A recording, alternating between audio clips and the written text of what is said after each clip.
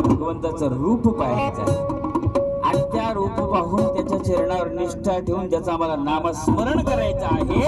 आणि हे जोपर्यंत आमच्याकडून होत नाही तोपर्यंत आम्हाला सुंदर दृष्टी मिळून सुद्धा त्याचा फायदा नाही। सुंदर दृष्टी मिळून एवढी सोंग का घेता राजे, सोंग का घेता राजे।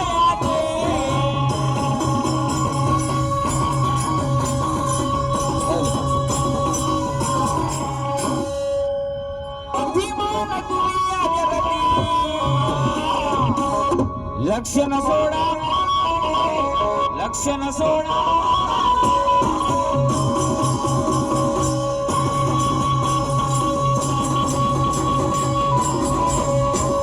अहो बुद्धिमान तुम्ही या जगती। माणसा एवढी बुद्धी कोणाकडेच नाही मला। माणूस या बुद्धीच्या बळावर काय काय करू शकतो पहा तुम्ही।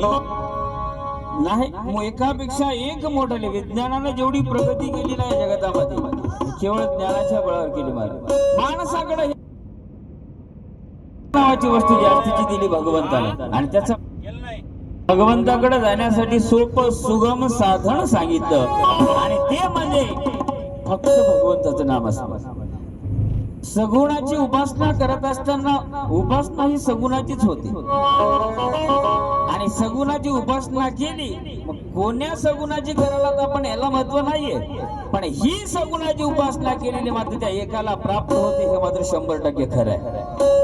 आपण कोणाची करायला ही आपल्या भावावर अवलंबून आहे। निष्ठा म्हणजे हा भाव आहे।